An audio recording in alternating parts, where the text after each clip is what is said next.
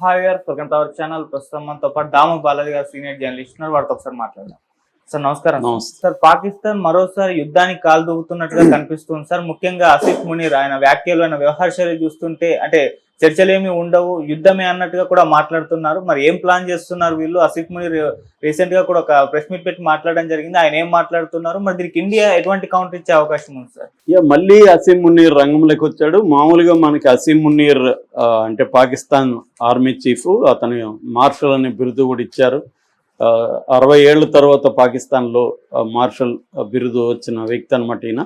So Asim Munir అంతకుముందు April 16న ఆయన ఒక ఉపన్యాసం ఇచ్చాడు ఎన్ఆర్ఐ పాకిస్తాన్ల సమావేశంలో.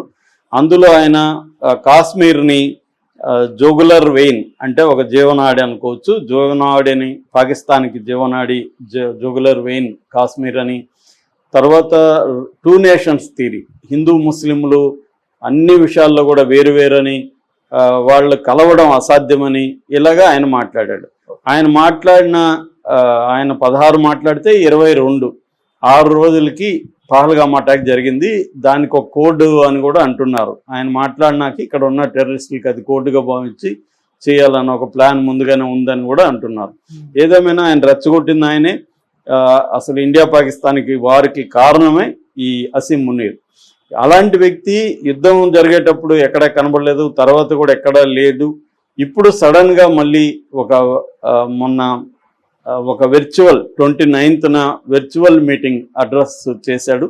అదేంటంటే స్టూడెంట్స్, అకాడమిషియన్స్ రావల్పిండిలో ఉండి పాకిస్తాన్ స్టూడెంట్స్, పాకిస్తాన్కి సంబంధించిన మేధావుల మీటింగ్లో ఆయన వర్చువల్గా మాట్లాడుతూ ఆయన మళ్ళీ ఒక తీవ్ర హెచ్చరికలు చేశాడు. ఆ హెచ్చరికలు ఏంటంటే రెడ్ లైన్ ఫార్ పాకిస్తాన్ అన్నాడు. రెడ్ లైన్ ఫార్ పాకిస్తాన్ అంటే అలర్ట్గానే ఉన్నాం మేము, యుద్ధం వచ్చే అవకాశం ఉందన్నట్టుగా ఆయన మాట్లాడాడు. రెండవది no deal on Pak POK with India అంటే పాకిస్తాన్ ఆక్యుపైడ్ కాశ్మీర్ మీద చర్చలు అనేవి, డీలింగ్స్ అనేవి ఇండియాతో ఉండవు అని క్లియర్గా చెప్పేశాడు. పాకిస్తాన్ మాది, కాశ్మీర్ మాది, దాని మీద మళ్ళీ ఏం చర్చిస్తాం, మాదని డిక్లేర్ అయిపోయినాక దాంట్లో చర్చలే ఉంటాయి అన్నట్టుగా ఆయన మాట్లాడుతున్నాడు. అంటే ఒక పక్కేమో షహబాజ్ షరీఫ్ ఏమో మేము చర్చలకి రెడీ అంటాడు, ఈయనేమో అలా అంటాడు. తర్వాత వాళ్ళ ఆర్మీకి సంబంధించిన పిఆర్ పబ్లిక్ రిలేషన్స్ అధికారి డీజీ చౌదరి, అహ్మద్ చౌదరి, ఆయనేమో మీరు మా వాటర్ ఆపితే మేము మీ ఊపిరి ఆపుతామని ఆయన బెదిరిస్తాడు. సో ఈ చూస్తే పాకిస్తాన్ వైపు నుంచి చూస్తే యుద్ధాన్ని మళ్ళీ వాళ్ళు రీస్టార్ట్ చేయబోయేట్టుగా కనబడుతుంది. ఇంకొన్ని మనం గమనిస్తే పాకిస్తాన్ మనీ పరంగా కూడా వాళ్ళు చాలా పేదలో ఉందని మనం అనుకుంటాం, కానీ వాళ్ళకి ఈ మధ్య ఫండ్ కూడా బాగానే వచ్చింది. మనకు IMF నుంచి లాస్ట్ ఇయర్ వాళ్ళకి $7 బిలియన్ బెయిల్అవుట్ ఇచ్చారు. ఇప్పటి వరకు 24 సార్లు IMF బెయిల్అవుట్ ఇస్తుంది వాళ్ళకి. ఈ ఇయర్ కూడా యుద్ధం జరుగుతున్నప్పుడే వాళ్ళకి 1 బిలియన్ రిలీజ్ చేశారు, ఇంకో 2.7 బిలియన్స్ రిలీజ్ చేసే అవకాశం ఉంది. ఇప్పుడు కొత్తగా వస్తున్న వార్త ఈరోజు మార్నింగ్ చూశాను నేను, అది వరల్డ్ బ్యాంక్ కూడా $40 బిలియన్ అప్పు ఇవ్వడానికి సిద్ధమైనట్టుగా చెప్తున్నారు. అంటే ఇండైరెక్ట్గా వరల్డ్ బ్యాంక్ అయినా IMF అయినా అమెరికా కంట్రోల్లో ఉంటాయి. ఇండైరెక్ట్గా అమెరికా వీళ్ళ దేశంలో పెట్టుబడులు పెట్టడానికి కానీ, నేను అంతకుముందు కూడా చెప్పాను, ఈ క్రిప్టో కరెన్సీ విషయంలో ట్రంప్ కొడుకు వీళ్ళు కూడా పెట్టుబడి పెడుతున్నారు పాకిస్తాన్లో. ఇప్పుడు అప్పు పేరుతో వాళ్ళకి ఇస్తున్నారు. ఈ అప్పు తీసుకున్న డబ్బులంతా వాళ్ళు ఆయుధాలు కొనుక్కోవడానికి ఆల్రెడీ చైనా నుంచి కొత్తగా యుద్ధ విమానాలు కొంటున్నారు, టర్కీ నుంచి డ్రోన్స్ కొంటున్నారు. తర్వాత మళ్ళీ యుద్ధం వస్తే సహాయం కావాలని ఇటు చైనాతో మంత్రాలు చెప్తున్నాడు. నిన్న మొన్న కూడా అజర్బైజాన్తో, టర్కీతో వాళ్ళు కలిశారు, మీటింగ్లు పెడుతున్నారు. అంటే క్లియర్గా వాళ్ళ దగ్గర డబ్బులు ఉంది, వాళ్ళకి ఈ 3 దేశాల ఓపెన్గా సహాయం ఉంది. చైనా, టర్కీ, అజర్బైజాన్, ఇండైరెక్ట్గా అమెరికా కూడా సహాయం చేస్తుంది. ఈ నేపథ్యంలో వాళ్ళు మళ్ళీ ఇండియాని ఇబ్బంది పెట్టాలి అన్న ప్లాన్ కనబడుతుంది, మళ్ళీ ఇండియా మీద యుద్ధం ప్రకటించాలి అన్న ప్లాన్ కనబడుతుంది. ఇటువైపు ఏమో మన వాళ్ళు చూస్తే మోడీ కానీ అమిత్ షా వీళ్ళు ఏం మాట్లాడుతున్నారంటే చాలా ఏళ్ళు వెనక్కి కోలుకోవడానికి, మన దెబ్బకి పాకిస్తాన్ కోలుకోవడానికి అనేక సంవత్సరాలు పడుతుందని వీళ్ళు మాట్లాడుతున్నారు.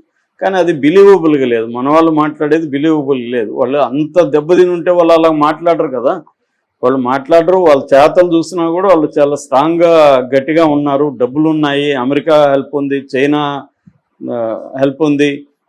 నిన్న కూడా చైనా సిపెక్లో ఆఫ్ఘనిస్తాన్ కూడా జాయిన్ అయింది. సిపెక్ అంటే China Pakistan economic corridor. So దాంట్లో వాళ్ళు కూడా జాయిన్ అయ్యారు, ఆఫ్ఘనిస్తాన్ కూడా.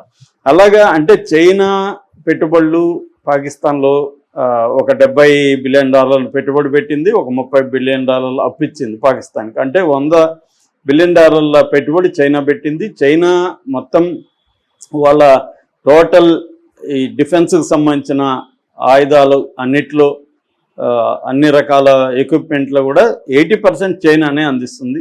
డ్రోన్స్ ఏమో టర్కీ అందిస్తుంది. ఇవన్నీ కూడా వాళ్ళకి చాలా తక్కువ రేట్లకి ఇస్తుంది. మనమేమో చాలా హై రేట్లకు పెట్టి కొనాల్సి వస్తుంది. పాకిస్తాన్ ఏమో చాలా తక్కువ రేట్లు పెట్టుకుంటుంది. సో ఈ నేపథ్యంలో పాకిస్తాన్ కూడా రాఫెల్ యుద్ధ విమానాలని కూడా ధ్వంసం చేసిందన్న నెరేటివ్ ప్రపంచవ్యాప్తంగా కూడా వైరల్ అయింది. నిన్న సుబ్రహ్మణ్య స్వామి కూడా రాఫెల్ ఖచ్చితంగా ధ్వంసం చేశారు పాకిస్తాన్ వాళ్ళు. అసలు రాఫెల్ డీల్లోనే అవినీతి జరిగింది, మోడీ ఉన్నంత వరకు దాని మీద విచారణ జరగదని కూడా ఓపెన్గా సుబ్రహ్మణ్య స్వామి చెప్తున్నాడు. అట్లాగే నిన్న ఎయిర్ ఫోర్స్ అధికారి కూడా ఎయిర్ ఫోర్స్ దీంట్లో కూడా డబ్బులు లేకుండానే వీళ్ళు అనౌన్స్ చేస్తుంటారు ప్రాజెక్టులని నెగిటివ్గా మాట్లాడడం మొదలుపెట్టాడు. అంటే మన దేశంలో భిన్నాభిప్రాయాలు కనబడతాయి, పాకిస్తాన్లో భిన్నాభిప్రాయాలు లేవు. వాళ్ళంతా యునైట్గా ఉన్నారు. ఈవెన్ వాళ్ళ మన పీటీఐ అంటే ఇమ్రాన్ ఖాన్ పార్టీ, పాకిస్తాన్ తెహ్రక్ ఈ ఇన్సాఫ్ అనే పార్టీ, వాళ్ళ ప్రతినిధి కూడా నిన్న మేము మునీర్ వెనకే ఉంటున్నాము అని చెప్తున్నారు. అంటే యునైటెడ్గా ఉన్నారు.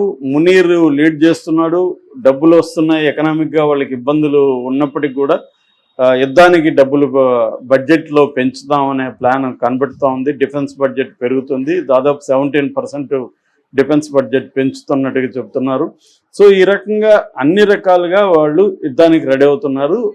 అది మనవాళ్ళకి కూడా అర్థమయ్యే, మొన్నంతా కూడా బార్డర్ స్టేట్స్లో మనవాళ్ళు మాక్ డ్రిల్ చేశారు. సివిల్ డిఫెన్స్ మాక్ డ్రిల్ అంటారు, సివిల్ డిఫెన్స్ మాక్ డ్రిల్ చేశారు. ఈరోజు హర్యానా మిగతా ప్రాంతాల్లో ఆపరేషన్ షీల్డ్ పేరుతో కూడా ఈరోజు కూడా డ్రిల్స్ చేస్తున్నారు. అంటే క్లియర్గా ఇండియాకు కూడా సిగ్నల్స్ కనిపిస్తున్నాయి మళ్ళీ వార్ వస్తుందని, ముఖ్యంగా బార్డర్ ఏరియాలు. ఎందుకంటే వార్ వస్తే మన సౌత్ ఇండియా ఇవన్నీ కూడా లాస్ట్లో ఉంటాయి. ఫస్ట్లో అటాక్ చేసేది ఎక్కడంటే బార్డర్ ఏరియా. 2 రకాల బార్డర్లు ఉన్నాయి మనకి పాకిస్తాన్కి. ఒకటేమో LOC లైన్ ఆఫ్ కంట్రోల్, ఇది 740 కిలోమీటర్ల పొడవు ఉంటుంది పాకిస్తాన్కి మన కాశ్మీర్కి మధ్యలో ఉండే బార్డర్. రెండోదేమో ఇంటర్నేషనల్ బార్డర్, ఇది 3323 కిలోమీటర్లు. ఈ బార్డర్ ఏమో ఇటు రాజస్థాను, గుజరాత్, పంజాబు ఈ వీటి గుండా వెళ్తుందన్నమాట. సో అందుకని నార్త్ ఇండియా, కాశ్మీర్ ఈ రాష్ట్రాల్లోనే ప్రధానంగా అటాక్స్ జరిగే అవకాశం ఉంది. అందుకని ఈరోజు హర్యానా, ఇంకొన్ని రాష్ట్రాల్లో ఆపరేషన్ షీల్డ్ పేరుతో మన వాళ్ళు అవుతున్నారు. అట్లాగే మోడీ కూడా తీవ్ర హెచ్చరికలు చేస్తూనే ఉన్నాడు. మరోపక్క మన టీమ్స్ ఆల్రెడీ ప్రపంచవ్యాప్తంగా 35 దేశాలకు వెళ్ళి అక్కడ ప్రచారం చేస్తున్నాయి. దానికి కౌంటర్గా పాకిస్తాన్ టీమ్స్ కూడా చేస్తున్నాయి. ఈ నేపథ్యంలో మునీర్ హెచ్చరికని మనం తక్కువైతే అంచనా వేయకూడని పరిస్థితి అయితే ఉంది. అందుకనే మన వాళ్ళు కూడా సిద్ధం అవుతూనే ఉన్నారు. మనకు కూడా రష్యా నుంచి అడ్వాన్స్డ్ వెపన్స్ సిస్టమ్స్ వస్తున్నాయని చెప్తున్నారు. అలాగే ఇప్పుడు వరకు మనకు S-400 డిఫెన్స్ సిస్టమ్ ఉంటే అది S-500 డిఫెన్స్ సిస్టమ్ కూడా అప్డేట్ అవ్వాలని అంటున్నారు. అట్లాగే స్టెల్తీ వార్ క్రాఫ్ట్ మీద కూడా దృష్టి ఎక్కువ పెడుతున్నట్టుగా అర్థమవుతుంది. సో ఓవరాల్గా యుద్ధం అంతం కాలేదు. నిన్న కూడా మోడీ అన్నాడు ఆపరేషన్ సింధూర్ ఆగలేదన్నాడు. అంటే ఇది నిరంతరం ఒక ఇజ్రాయెల్కి, ఇరాన్కి, ఇజ్రాయెల్కి గాజాకి, ఇజ్రాయెల్కి లెబనాన్కి, ఇజ్రాయెల్కి యెమెన్కి ఎలాగైతే నిరంతరం వార్స్ సిచ్యువేషన్ ఉంటుందో అలాగా పాకిస్తాన్ ఇండియా మధ్య కూడా నిరంతరం వార్ సిచ్యువేషన్ ఉంటుందా అన్న ఒక భయాందోళనలు అయితే మనకి ఉన్నాయి ఇండియాలో. ఎందుకంటే అది ఏ రకంగా కూడా ఇండియాకి మంచిది కాదు.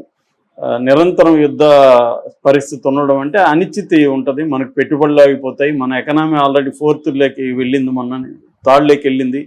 అంటే అమెరికా, చైనా, తర్వాత జర్మనీ 4th. ఇది అంటే జపాన్ని దాటింది, 4th వెళ్ళింది. జర్మనీ 3rd ఉంది. సో ఇప్పుడు 3rd టార్గెట్లో ఉన్నాం మనం. 3rd టార్గెట్కి వెళ్ళే పరిస్థితుల్లో ఈ అనిశ్చితి రావడం అనేది